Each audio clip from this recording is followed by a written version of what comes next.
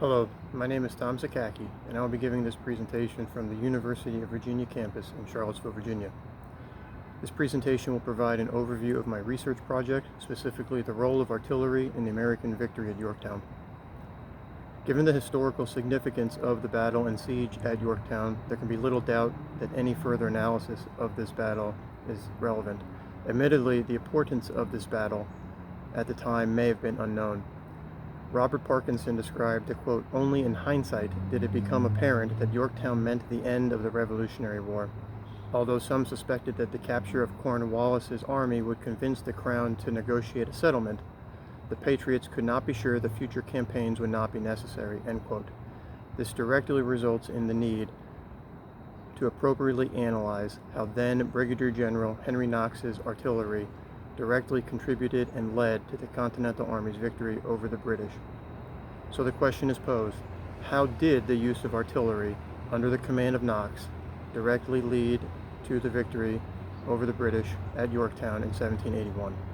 We must remember this was the same masterful logistician, then 25-year-old Henry Knox, who moved more than 60 tons of artillery pieces and munitions more than 300 miles from northern New York to Boston, Massachusetts in less than 2 months previously.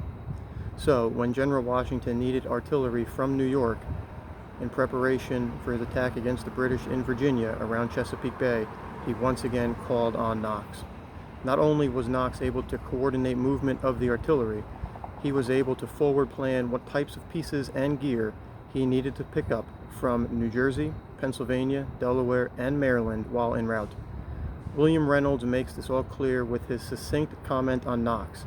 He was responsible for moving, quote, "nearly 700 tons of American siege artillery and supplies, hundreds of miles, in just over 1 month with no prior planning," end quote. This helped set the stage for an engagement between roughly 8,500 British troops and 9,000 Americans, with 8,500 augmenting French personnel.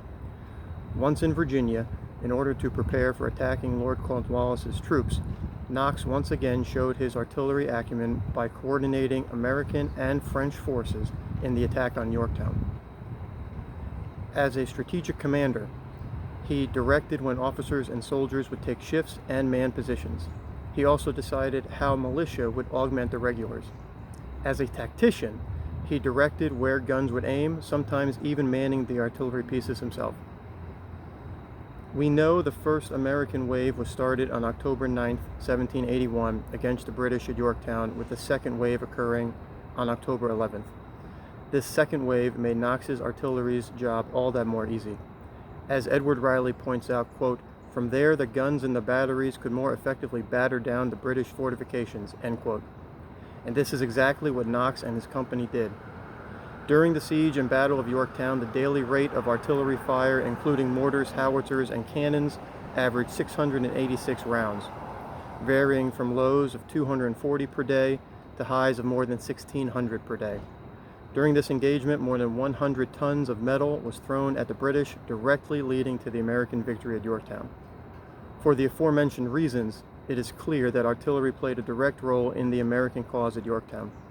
But for Knox's multifaceted leadership and the effectiveness of his American and French artillery, the American forces may not have been victorious at Yorktown. In closing, this is made vividly clear when General Washington explicitly commended Knox and his men after the British surrender, thanking Knox for his great care, attention, and fatigue in bringing forward the artillery, also directing Knox to, quote, "communicate his thanks to the officers and soldiers of his command," end quote.